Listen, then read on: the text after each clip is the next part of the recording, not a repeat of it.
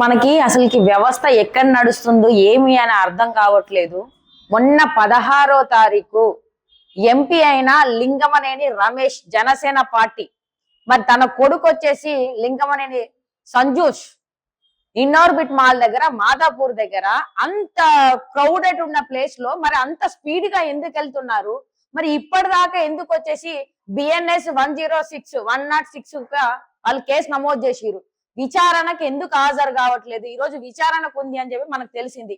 ఆ అమ్మాయి అక్కడికక్కడే వచ్చేసి, ఆ అమ్మాయి పేరు భారతి ముఖి, ఏది ఇన్నోర్బిట్ బాల్ లో వచ్చేసి లైఫ్ స్టైల్ లో పనిచేస్తుంది అని చెప్పేసి తెలిసింది. అంటే బయట అంటే ఈ రోజు ఎంపీ ఉంటే మాత్రాన ఎవరినైనా చంపొచ్చా? రోడ్డు మీద అంత ర్యాష్ డ్రైవింగ్ ఎందుకు చేస్తున్నాడు? ఆ అమ్మాయి చనిపోయింది, 26 సంవత్సరాల చిన్న అమ్మాయి, ఆ అమ్మాయి చనిపోయింది. మరి ఇప్పటిదాకా విచారణ ఎందుకు జరగట్లేదు? తను వచ్చేసి మందు దాగున్నాడా? డ్రంక్ అండ్ డ్రైవ్ లో దొరికిందా? ఏంటి? డ్రంక్ అండ్ డ్రైవ్ చేశారా? టెస్ట్ చేశారా? మరి ఏం జరిగింది? బెయిల్ ఇచ్చి పంపించారు.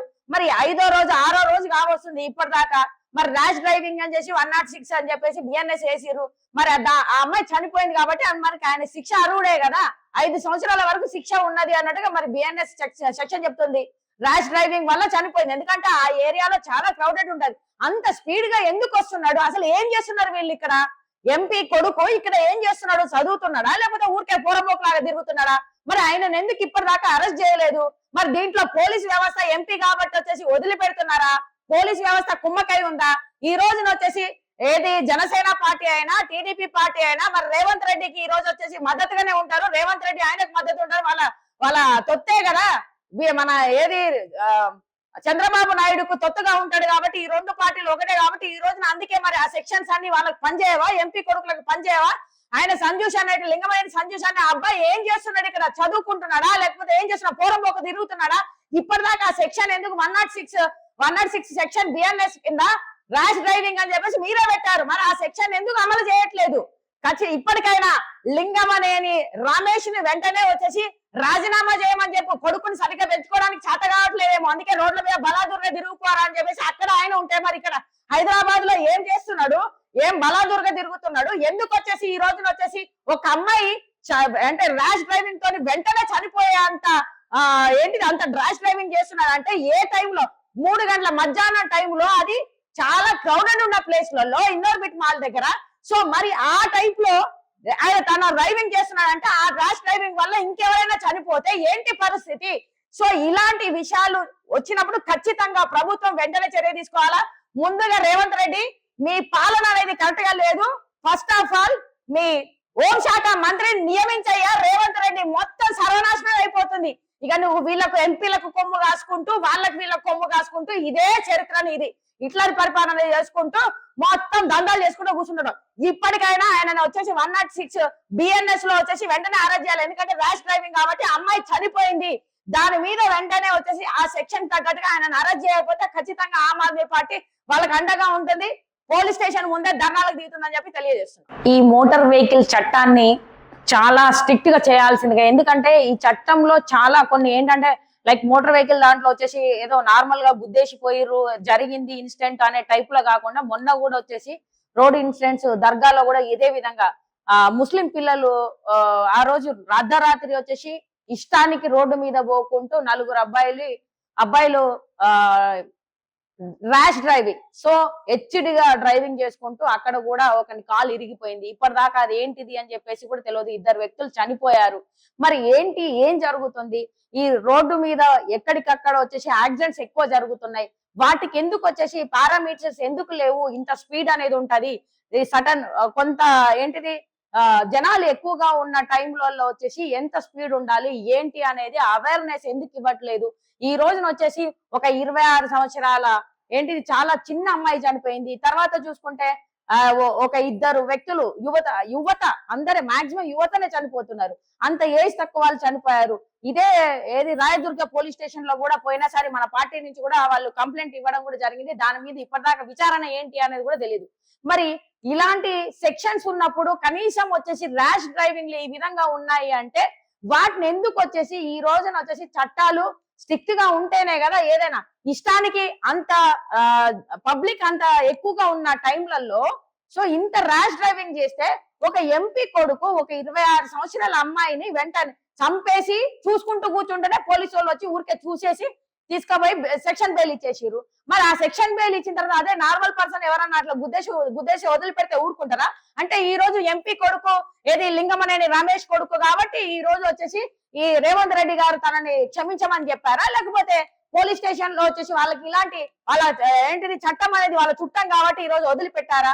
దానికి వెంటనే చర్య తీసుకోవాలి. ఎందుకంటే స్పాట్ డెడ్ జరిగింది ఆ అమ్మాయి కాబట్టి 100% ఆ యువతి వచ్చేసి బీహార్ అమ్మాయి అని చెప్పి చెప్తున్నారు. ఆ అమ్మాయి వచ్చేసి ఇన్నోర్బిట్ మాల్ లో లైఫ్ స్టైల్లో పనిచేస్తుందని చెప్పి చెప్తున్నారు. సో ఇప్పటికైనా చట్టాలు అనేది స్ట్రిక్ట్ గా ఉండాల్సిందే. ఎందుకంటే మీరు మోటార్ వెహికల్ చట్టం కింద వచ్చేసి అక్కడ ఆల్రెడీ బిఎస్ఎన్ఎస్ 106 అని చెప్పి వేశారు. ర్యాష్ డ్రైవింగ్ అనేసారు. ర్యాష్ డ్రైవింగ్ కింద ఒక అమ్మాయి చనిపోయింది, ఒక వ్యక్తి చనిపోతే 5 సంవత్సరాల జైలు శిక్ష అని చెప్పేసి అన్నప్పుడు మరి విచారణ ఇప్పటిదాకా ఎందుకు జరగట్లే? ఎంపీ కొడుకుగా ఉన్నాడు కాబట్టి మీరు అతను వదిలేస్తారా అని చెప్పేసి మేము పోలీసు వాళ్ళని అడుగుతున్నాము.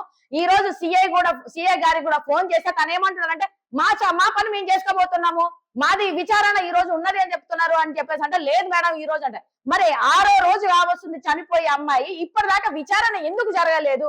ఎందుకు అతని మీద వచ్చేసి చర్యలు తీసుకోలేదు? అంటే ఎంపీ కొడుకు అయితే ఒకలాగా, సామాన్యులైతే ఒకలాగా వచ్చేసి మీ చట్టాలు పనిచేస్తున్నాయా? ఈ రోజున రేవంత్ రెడ్డి గారు అలాంటి చట్టాలను ఇంప్లిమెంటేషన్ చేయమని చెప్పి చెప్తున్నారా?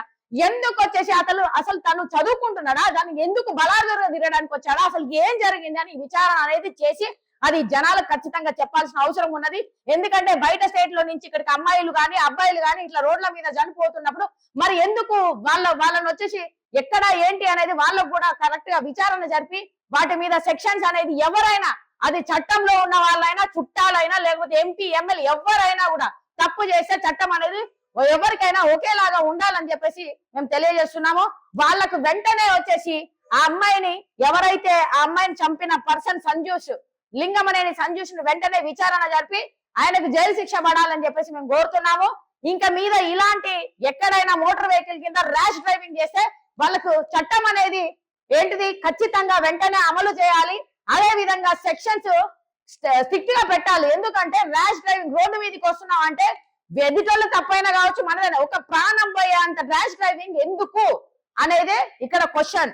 ఆ అమ్మాయి స్పాట్ డెడ్ అయిందంటే తను ఏ లెవెల్లో అంటే మందు తాగి ఉన్నాడా, డ్రగ్ తీసుకొని ఉన్నాడా, అసలు ఎందుకు అంత ర్యాష్ డ్రైవింగ్? అక్కడ వచ్చేసి ఇన్నోర్బిట్ మాల్ దగ్గర చాలా వెహికల్స్ అన్ని ఎక్కువగా పోతుంటాయి, గజిబిజిగా ఉండే ఒక జంక్షన్, చాలా జనాలు ఎక్కువగా ఉంటారు, చాలా స్లోగా వెళ్తుంటది. ఎందుకంటే ట్రాఫిక్ కూడా ఎక్కువగా ఉంటది.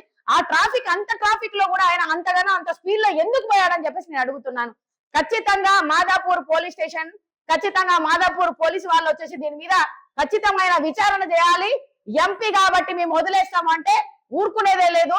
తనకి ఏదైతే వచ్చేసి సెక్షన్లు ఇంప్లిమెంటేషన్ ఉన్నాయో వెంటనే విచారణ జరపాలి, ఆయనను వచ్చేసి అరెస్ట్ చేయాలని చెప్పేసి కోరుతున్నాము.